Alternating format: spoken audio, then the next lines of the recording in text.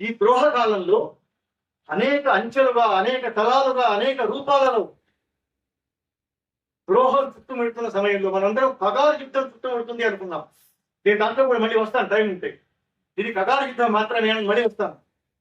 మనం ఏమనుకున్నామంటే మనల్ని ఒక విద్రోహపూరితమైన, ఒక దుర్మార్గమైన, ఒక ఫాసిస్ట్ యుద్ధం మనల్ని ఆవరించి ఉన్నది అనుకున్నాం.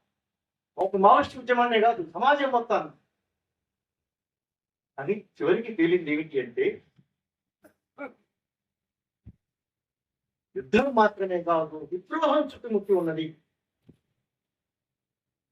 కాబట్టి మనం మాట్లాడడానికి మనకు చాలా అర్హతలు ఉన్నాయి మిత్రులారా. మీరు ఎవరైనా సరే, ఒక రకంగా మీరు ఎవరైనా మాట్లాడడానికి సంకోచించేటట్లయితే, వాళ్ళ నోళ్లకు బెదిరి, వాళ్ళ వాదనలకు జడిసి, వాళ్ళు చేస్తున్న ఆరోపణలకు నిజమేమో అనుకుని, మనకెక్కడ మనం ఇండలో ఉండేవాళ్ళం, ఉద్యోగాలు చేసుకునేవాళ్ళం, మనకు విప్లవం గురించి, విప్లవోద్యమం కొనసాగాలని మాట్లాడడం గురించి మనకేమైనా అర్హత ఉందా లేదా అని సంశయానికి మీరు గురవుతారేమో అనేసి 2-3 విషయాలు చెప్పి ముందుకెళ్తారు.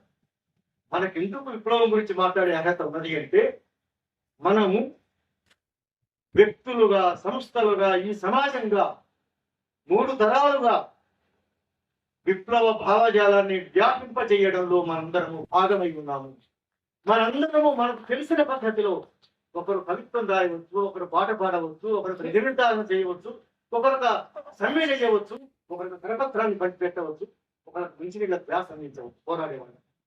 మనమందరము విప్లవం కొనసాగాలి అని మన శక్తి మేర మనం పనిచేస్తూ ఉన్న వాళ్ళం కాబట్టి, ఆ విప్లవోద్యమంలో వచ్చేయడం, ఆ విప్లవోద్యమాన్ని దెబ్బతీయడం కోసం ద్రోహులు